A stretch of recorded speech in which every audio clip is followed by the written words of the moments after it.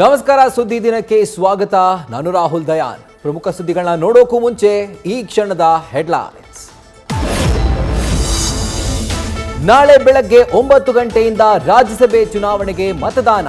ಶಾಸಕರಿಗೆ ಡಿಮ್ಯಾಂಡು. ಜನಾರ್ದನ್ ರೆಡ್ಡಿ ಬೆಂಬಿದ್ದ 3 ಪಕ್ಷಗಳು ಸರಣಿ ಸಭೆ ನಡೆಸಿ 5ನೇ ಅಭ್ಯರ್ಥಿ ಗೆಲ್ಲಿಸಲು ದೋಸ್ತಿಗಳ ತಂತ್ರ.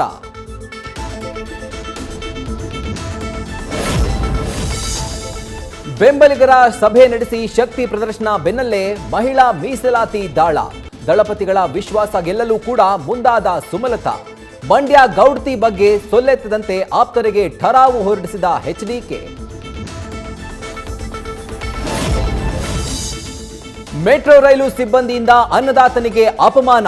ಬಟ್ಟೆ ಕೊಳೆಯಾಗಿದ್ದಕ್ಕೆ ರೈತನಿಗೆ ಮೆಟ್ರೋ ಪ್ರವೇಶಕ್ಕೆ ಅವಕಾಶ ನಿರಾಕರಿಸಿದ ಸಿಬ್ಬಂದಿ. ಆಕ್ರೋಶ ಬೆನ್ನಲ್ಲೇ ಭದ್ರತಾ ಸಿಬ್ಬಂದಿಗೆ ಗೇಟ್ ಪಾಸ್.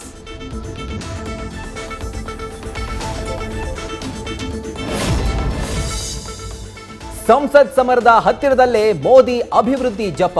41,000 ಕೋಟಿ ವೆಚ್ಚದ ರೈಲ್ವೆ ಯೋಜನೆಗಳಿಗೆ ಚಾಲನೆ. ರಾಜ್ಯದ 15 ರೈಲು ನಿಲ್ದಾಣಗಳಿಗೆ ಸಿಗಲಿದೆ ಸ್ಮಾರ್ಟ್ ಟಚ್.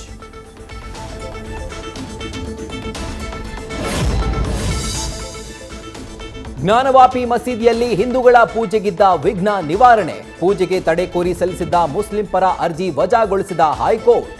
ತೀರ್ಪಿಗೆ ಹಿಂದೂಗಳ ಸಂಭ್ರಮಾಚರಣೆ. ಮುಸ್ಲಿಂ ನಾಯಕರ ಅಸಮಾಧಾನ.